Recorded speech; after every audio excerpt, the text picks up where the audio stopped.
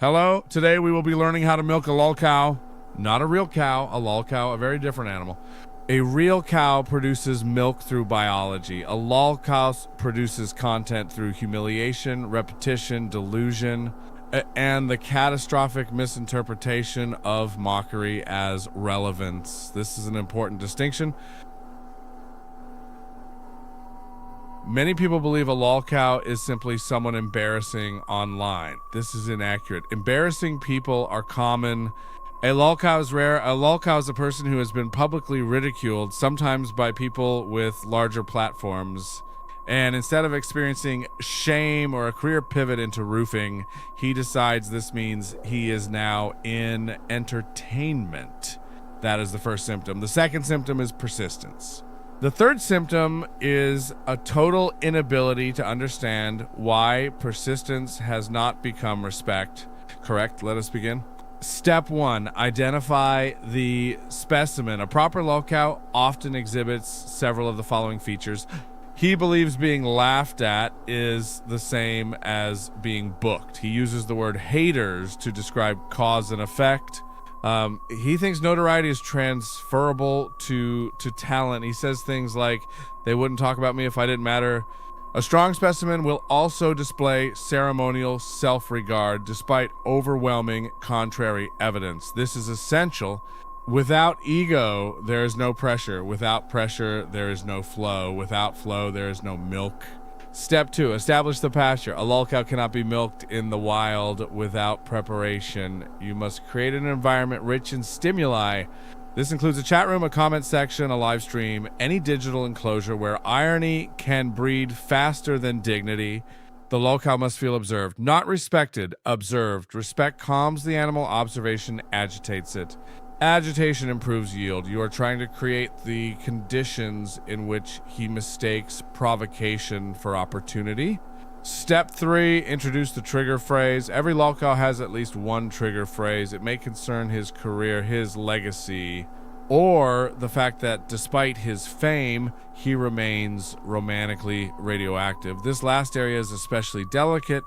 They assume even low-grade notoriety ought to result in admiration, saying, I know everyone makes fun of you, but I see something special. This usually does not happen. And when it does not happen, the LOLcow becomes philosophical. He asks, how am I this famous and still alone? The answer, of course, is that infamy is not charm. Exposure is not magnetism. No mother sits by a nursery window whispering this. No mother wants that, not one. No parent hopes their child grows up to become a permanent satellite of ridicule. Yet, here we are, for a very mature audience. Step 4, apply FAFO pressure. This stage is crucial. The LOLcow must enter the FAFO corridor. This is the region of consequence. He performs something inadvisable and then discovers that reality has retained receipts. The tragedy is he never believes he is in this phase. A LOLcow will insult people, misread the room, and then react with holy outrage. He says, how dare the world respond to what I did? This outrage must be preserved. It is premium material. Do not interrupt it. Do not soothe it. Document it carefully.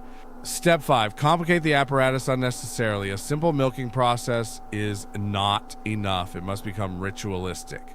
First, place the LOLcow in front of a microphone, then a camera, then a chat, then a false sense of control, then wait. He will begin producing on his own. Do not confront him with facts too early. Facts can spook the LOLcow. Use a layered method instead. A mild correction, then a clip, then an old quote, then a contradiction, then a supercut, then silence. The silence is important. The LOLcow must be allowed to hear himself. That is often the most destabilizing element in the entire procedure. Step 6, monitor false celebrity syndrome. This is a chronic condition. The LOLcow may have once brushed against actual fame. He will say, well, I was part of history, and in one sense, yes, so was the iceberg. Participation does not imply mastery. Handling carefully or don't. Step 7, address the mating delusion. This chapter is uncomfortable but unavoidable. Some LOLcows assume their notoriety has erotic value. In truth, a man may be known and still profoundly unappealing, loud, needy, impulsive, bitter, wow, and shocked that desperation failed to become seduction.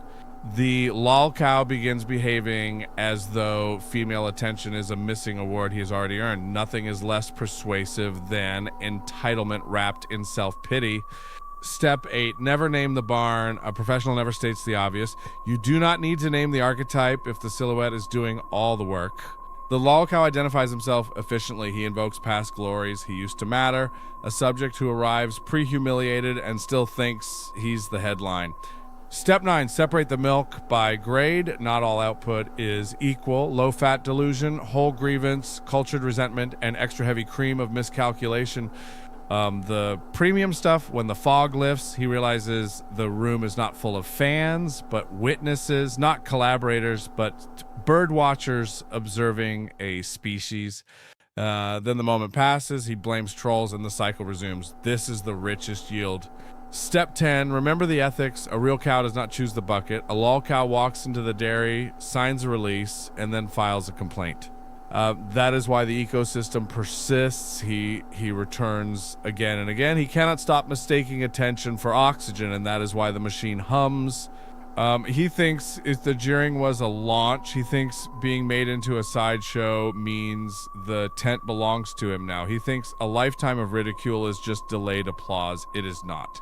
And nobody's mother holding a warm newborn has ever whispered, I hope one day my son becomes a permanent object lesson in the economics of humiliation. That dream does not exist, but the internet does, and it is very patient.